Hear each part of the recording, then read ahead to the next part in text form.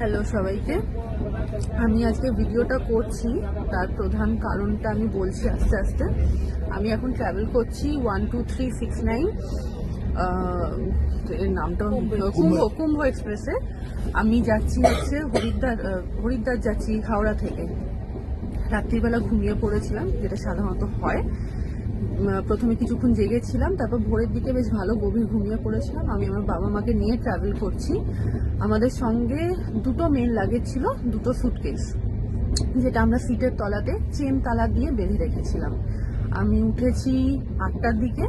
উঠে হঠাৎ করে পাশের কম্পার্টমেন্টের ভদ্রলোক বলছেন যে ওনাদের নাকি সুটকেস নেই, ওনাদের যা জিনিস ছিল।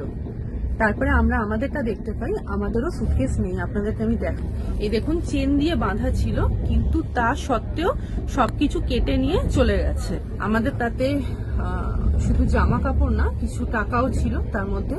আমাদের পরনের এখন কিচ্ছু নেই, কি করবো আমরা জানি না। আমরা যাচ্ছি, কিন্তু কি করে যাব আমাদের কোনো আইডিয়া নেই।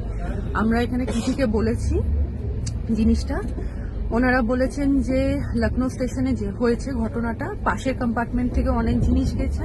একটি মেয়ে, সে চোরদের ধরতে গিয়ে স্টেশনে পড়ে গেছে, তাকে টেনে হিঁচড়ে ফেলে দেওয়া হয়েছে যেহেতু সে ধরতে গেছিল।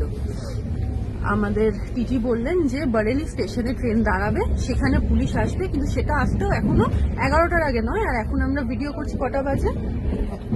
এখন 9:30 বাজে, 9:15 বাজে এখন। কাজে এতগুলো ঘন্টা আমাদের এখনো বসে থাকতে হবে। আচ্ছা, আমাদের কি এইটাই সেফটি? আমরা ট্রাভেল করছি সেকেন্ড এসিতে, যেখানে তালা দেওয়া আছে, সুটকেসে চেন তালা দেওয়া আছে, তারপরেতেও যেখানে এই অবস্থা, আমাদের কি সেফটি সিকিউরিটি? রাত্রিরে ঘুমোতে পারবো না?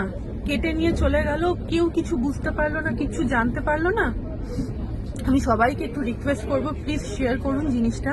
কারণ আমি জানি না, আমাদের জিনিস হয়তো আমরা আর ফেরত পাবো না, সেটাই আমার মনে হচ্ছে, যদি একমাত্র মায়ের ইচ্ছে না থাকে। কি করব জানি না, কিন্তু আপনাদেরকে রিকোয়েস্ট করবো, প্লিজ জিনিসটা শেয়ার করুন যে আমাদের সেফটি সিকিউরিটিটা কোথায়।